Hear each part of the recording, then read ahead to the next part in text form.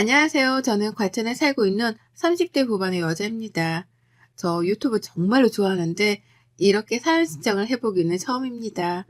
긴 글이 될 거라 도서가 없을지도 모르지만 막장 시모들 사이에 저희 시어머니를 드디어 등극시킨다는 즐거움을 한껏 안고 정성스레 적어보도록 하겠습니다.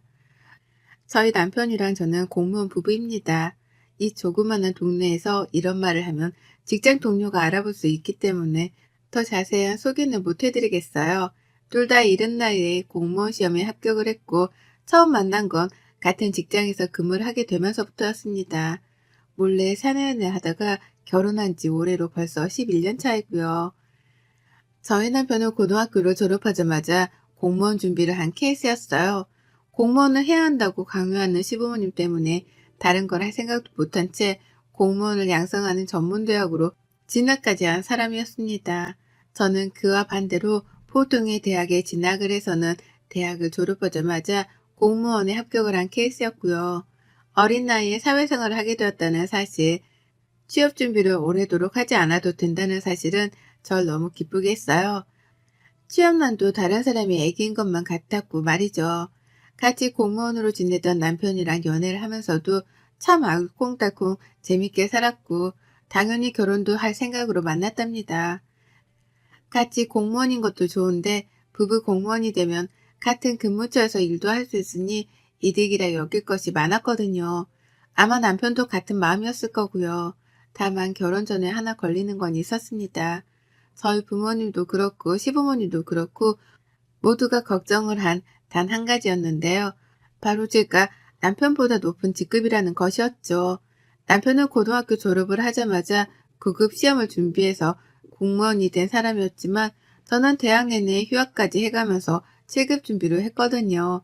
그리고 7급에부터 공무원 생활을 시작했고요. 남편이랑 단둘이서 좋다고 연애를 할 때에는 이런 점들이 하나도 보이질 않았습니다. 둘이서 좋다는데 직장에서의 급수가 뭐 중요하냐 싶었던 거죠. 하지만 결혼을 하려고 보니 양가 부모님들이 난리더라고요. 그것도 상반적으로 다른 입장에서 말이죠. 저희 부모님은 남편이 더 잘나야 잘 사는 거 아니냐는 마음으로 반대를 하셨고, 시부모님께서는 와이프가 더 잘나서 남편 길을 못 피게 할 게 분명하다는 이유로 반대를 하셨답니다. 너무 극과 극인 입장에서 결혼 반대를 외치던 두 부모님들 때문에 중간에서 남편이랑 제가 죽어나가는 상황이었죠. 그 상황이 무려 1년이 넘도록 지속되었답니다. 극적으로 결혼 허락을 받아낼 수 있었던 데에는 저희 남편의 역할이 컸어요. 저희 부모님 앞에서 무릎 꿇고 빌며 결혼 허락을 받았고 시부모님 앞에서는 저에 대해 좋게 말해주며 끈질긴 설득의 설득을 이어갔거든요. 1년이 넘도록 말이죠. 그러니 양가 부모님들도 서로가 오죽 좋으면 이러겠냐는 마음으로 서서히 마음을 풀어주셨고 그렇게 저희는 부부가 되어 식도 올리고 자식도 둘 낳고 잘 살게 되었답니다. 하지만 잘 살게 되었다고 설명하며 끝나면 좋겠는 저희의 결혼 생활은 어째 갈수록 산으로 가는 듯 시작했어요. 분명 하고 싶어 죽겠던 결혼 승낙도 받아냈고 아이들도 낳고서는 제법 잘 사는 듯 보였는데도 결혼 생활이 전혀 즐겁지 못했어요. 오히려 내가 괜히 결혼을 해서 이런 수모와 곤욕을 당해내고 있다는 생각에 우라통이 여러 번 터지는 날도 다반수였죠. 바로 시어머니의 그 말 같지 않은 농담 때문이었습니다. 저희 남편은 결혼하고 좀 있다가 제가 옮겨 다니게 된 과천으로 근무처를 따라 옮겼고 그렇게 저희는 과천에서 자리를 잡고 살게 되었어요. 저로서는 다 좋았습니다. 남편한테 직장이 가까워진 게 다행이기도 했고 친정이 바로 옆에 있는 안양에 있었는지라 뭐든 서울 살 적보다는 마음이 편했거든요. 하지만 문제는 시어머니셨죠. 시댁이 고양시에 있거든요. 서울에 살짝만 하더라도 시댁이 친정보다는 가깝다는 걸 위안 삼으며 자주 인사도 하러 오고 안부도 여쭈러 오라고 불러내기 바쁘셨던 어머님이셨는데요. 저희가 아예 과천에서 자리를 잡고 살기 시작하니 불같이 화를 내셨습니다. 결국 와이프 따라 와이프 친정이 가까이 있는 과천으로 갔다면서 이게 다 전부 제 탓이란 듯이 화를 내셨어요. 남편을 꼬드겨서 친정 옆으로 처가살이라도 하러 간 것 마냥 말이죠. 남편이 직장 가까이에 살 수 있게 되어 너무 좋은데 왜 화를 내냐며 시어머니를 설득하고 달래보려 했지만 어머님은 무려 몇 개월간이나 저에게 삐져 말도 안 거셨어요. 그러면서 다시 얼굴을 뵙게 되었을 때 굽신거리며 인사를 하는 제게 토라졌다는 식으로 말씀을 하더라고요. 내가 언젠가 이렇게 될 줄 알고서 결혼을 안 시키려고 한 건데 얘는 벌써 둘이고 라고요.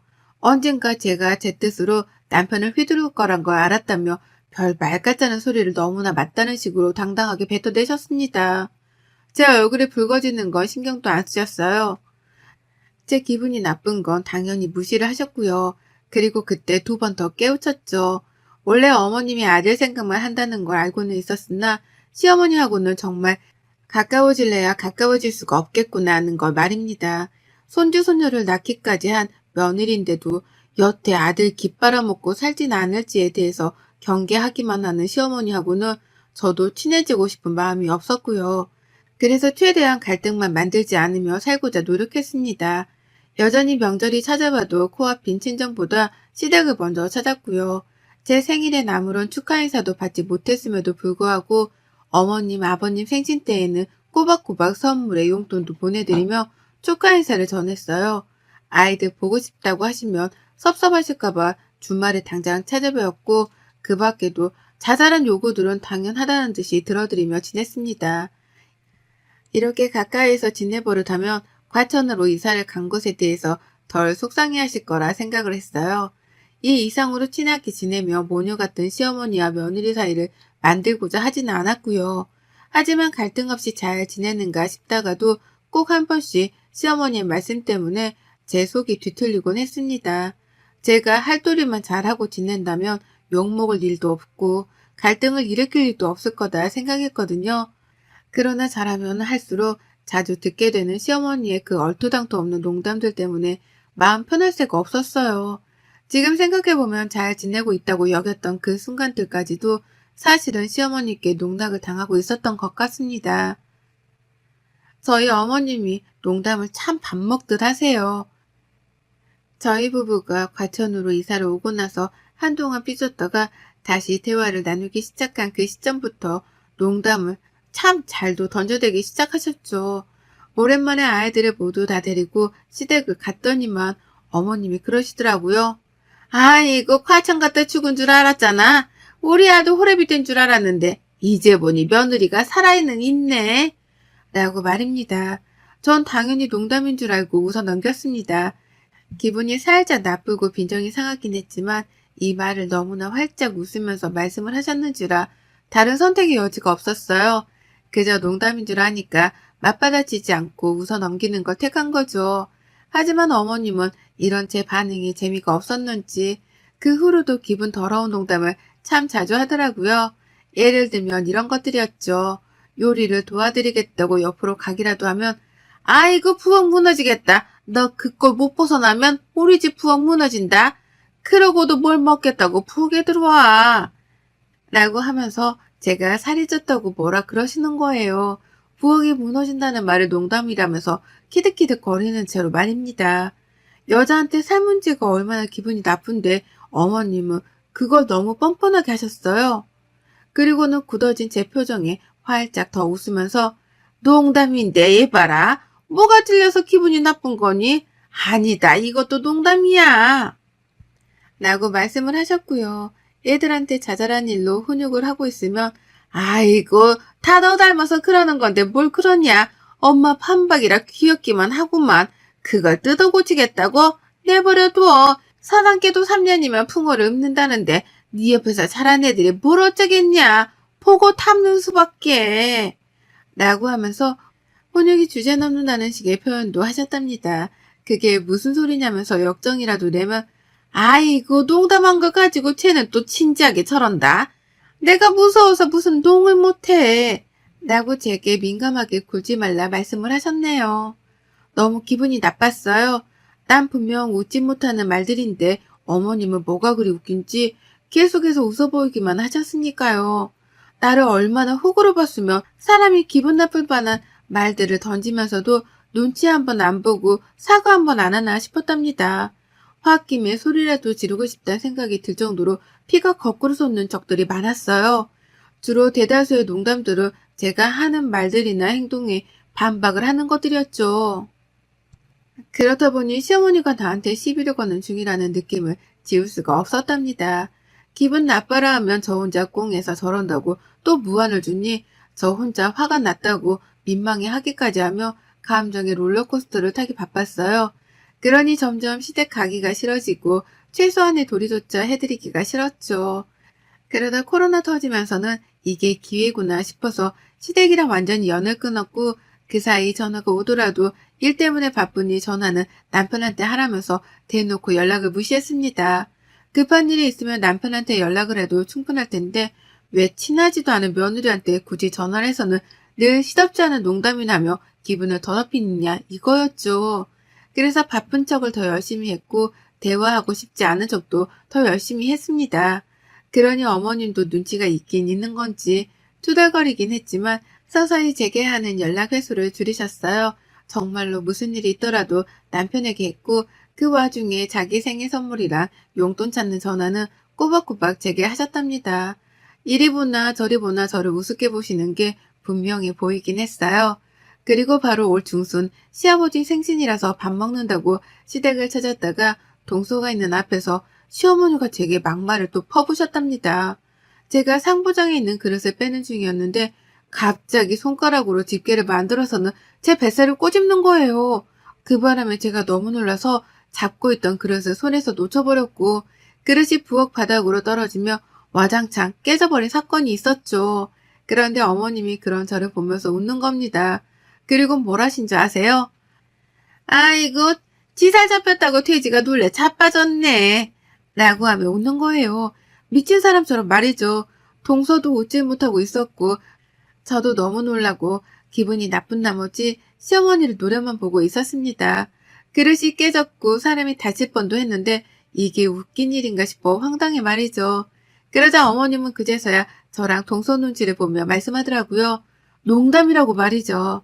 눈에 보이는 살집이 너무 방대해서 잡아보고 싶었다는 걸 이유라고 들먹이셨답니다. 저는 사과를 하는 건지 더 엿을 먹이는 건지 알 수 없는 이 대답을 들으며 황망한 채로 깨진 그릇을 치웠고요. 동서는 뒤에서 쌀벌한 시모와 저의 농담을 들으며 겁이라도 질린 건지 말도 못 꺼냈어요. 그날 저는 밥 먹는 내내 입을 다물었고 시어머니랑은 눈도 안 마주치고 애들만 돌보다 밥을 다 먹자마자 시댁을 나왔답니다. 제가 나오니 남편도 뒤따라 나왔고 그렇게 집으로 와 펑펑 울었어요. 도대체 시어머니는 나한테 멀쩡한 말을 해주질 않는다며 속에서 의분이 터져나와 결국 울음까지 터트린 거였죠.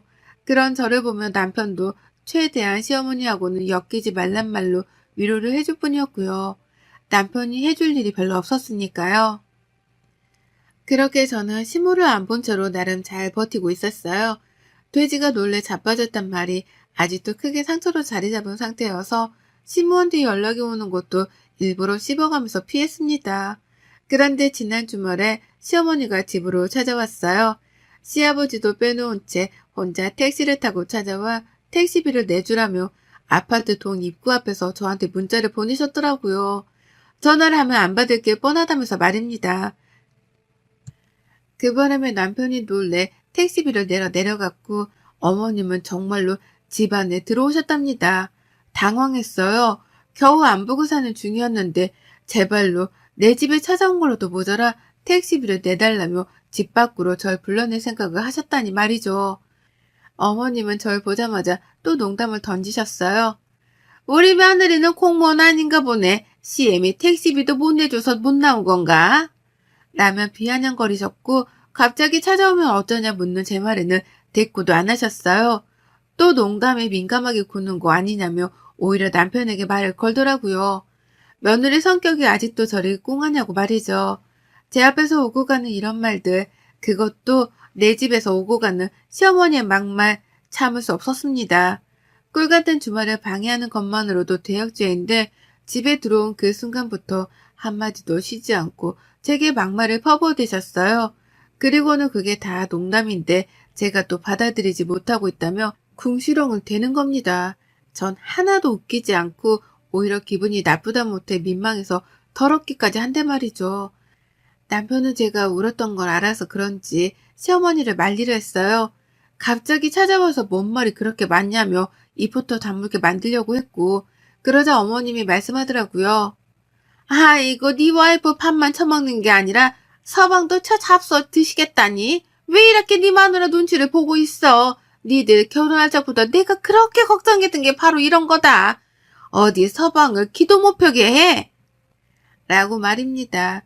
자신이 무례하게 구니까 남편이 제 편을 들어주는 건데 그건 까마득히 이해도 하지 못한 채 오히려 저를 향해 또 막말을 퍼붓더라고요. 제가 서방을 잡아먹으려 한다고 말입니다.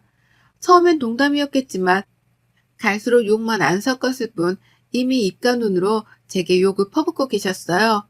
전 그런 어머님께 울컥할 뻔했지만 더 이상은 또 울지 않았습니다. 순간 울 뻔하긴 했거든요.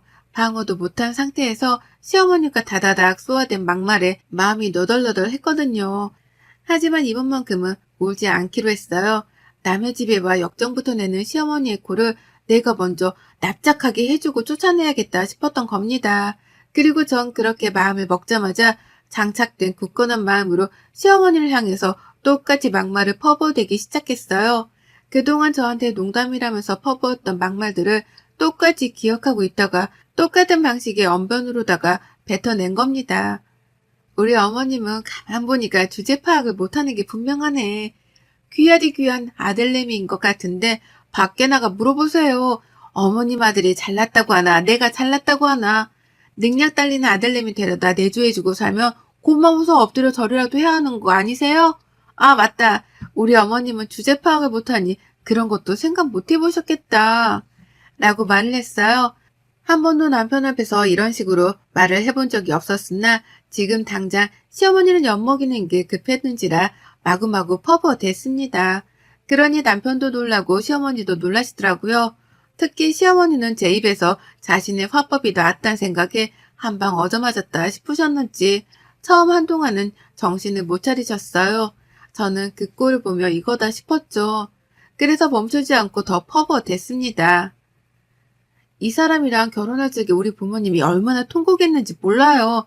어디서 거적대기를 주워다 기우는 시집을 가려 하냐고요. 아유, 이런 말을 지금에나 되니까 농담으로 꺼내는 거지. 예전에는 어머님 상처받으실까봐 이런 말은 죽어도 안 꺼냈잖아요. 아시죠? 근데 제가 지금 생각해보면 우리 남편이 거적대기였어요. 그쵸? 대학 졸업장도 없고 있는 거라고 공무원이라는 게 전부인데 저도 참 정신이 나갔었네요. 그쵸? 라고 말입니다. 남편이 상처를 받을까 싶어 최대한 남편 눈은 보지 않은 채 시어머니만 보며 약을 단단히 올려주겠다는 자세로 어머님 화법을 썼어요. 그렇지 않냐고 자꾸만 되물어가면서 시어머니의 약을 더욱 바짝 올렸습니다. 그러면 남편이 잠시 시선을 회피하며 바닥을 쳐다볼 때 괜히 남편을 업신여기는 듯한 표정으로 째려봤죠. 시어머니는 그런 저의 표정을 다 보고 있었고요. 그리고 곧이어 반응이 튀어나왔습니다. 많이 기다릴 필요도 없었어요. 자기 아들이 그간 집안에서 며느리한테 이런 취급을 당하고 있었나 싶었는지 아주 충격을 받은 표정으로 저를 바라보셨어요. 어찌나 충격을 받으셨는지 처음 한동안은 제 이름도 못 부르고 말을 더듬으셨답니다. 그러더니만 너 이게 뭐하는 짓이야 내 앞에서?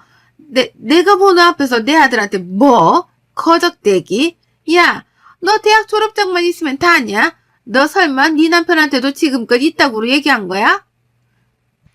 라고 하면서 남편과 저를 번갈아 막 서럽다며 눈물을 글썽거리더라고요. 화도 났는지 목소리도 점점 커졌고요.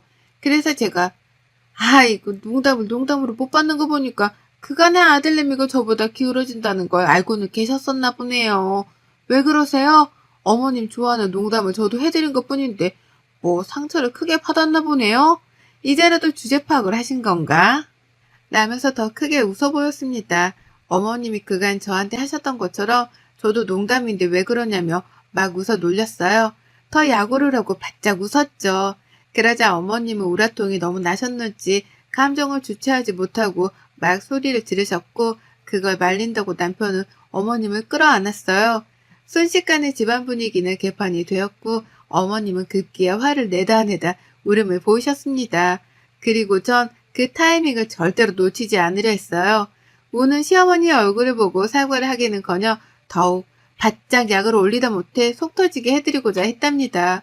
우는 어머님 앞에서 아이고 우리 어머님 그간에 모자란 아들한테 시집온 저한테 미안한 게 많으셨나 보네요. 왜 우세요? 하긴 뭐 나 같아도 내 자식을 이렇게밖에 못 키워놓고 더 잘난 며느리한테 장가 보내면 미안해서라도 며느리한테 엎드려 절만 하고 살겠어요. 아니지 어버 키워야 하나? 라고 하며 좋다고 웃었더니만 어머님은 결국 제 분을 참지 못한 채 머리를 뜯다 도망을 치셨답니다. 눈물만 왈칵 쏟는 모습을 며느리 앞에 보이며 자기 머리를 뜯으며 집을 나가버리신 거예요. 할 말도 없는 와중에 며느리가 맞는 말만 해가면서 자신이 했던 화법을 똑같이 쓰니까 반박할 여지가 도무지 없었던 겁니다. 그러니 도망을 가는 방법을 택할 수밖에 없었던 거죠. 저는 도망치는 어머님을 잡지 않았고 나가 붙잡으려는 남편을 붙잡았어요. 내가 지금껏 이런 식의 농담을 어머님으로부터 당하고 살아왔다고 말을 하니 남편은 바로 시어머니를 따라가기 포기했답니다. 그리고 전 어머님이 엘리베이터를 채 타기도 전에 들으라며 문을 쾅 소리까지 내며 먼저 닫아버렸어요. 두 번 다시 내 집으로 먼저 들어올 생각도 하지 말란 일종의 경고였죠. 그리고 그날에서야 저는 비로소 지난 세월 동안 시어머니로부터 들었던 수모를 말끔히 씻는 듯한 개운함을 느꼈답니다. 한두 번도 아니고 매번 그런 식의 비아냥거리며 내 속을 뒤집는 게 참 역겨웠는데요. 자기 아들 욕보이는 말을 더 해가면서 똑같은 화법으로 쏘아대니 바로 나가 떨어질 줄이야. 이렇게 쉽게 어머님이 무너질 줄을 상상도 못했네요. 그간 얼마나 자신의 아들을 핸디캡으로 생각했으면 저리 민감하게 반응을 하실까 싶어서 오히려 지금은 우습기까지 합니다. 이제는 저 스스로에 대한 방어를 충분히 한 후 시어머니를 마주할 생각이에요. 뭐라도 또 한마디를 하신다면 이날 어머니께 뱉어낸 막말 그대로 복사 붙이기를 해서는 시어머니께 또 들려드릴 거랍니다. 아들 생각해서라도 며느리 앞에서 잘하라고 말이죠. 그럼 어머님은 또 자존심이 상해 화를 못 이기다 저에게서 도망을 치시겠죠. 전 이제 더 이상 어머님이 무섭지도 않고 피하고 싶지도 않습니다. 무슨 말을 해야 어머님의 입을 꾹 다물게 할 수 있는지에 대해 잘 알기 때문에 늘 이날의 대화를 제 입안에 장착하고는 어머님을 뵐 거예요. 벌써부터 다음번 만남이 기대가 되는 것도 참 신기할 따름이네요. 여러분의 생각은 댓글로 남겨주세요. 오늘도 시청해 주셔서 정말 감사합니다.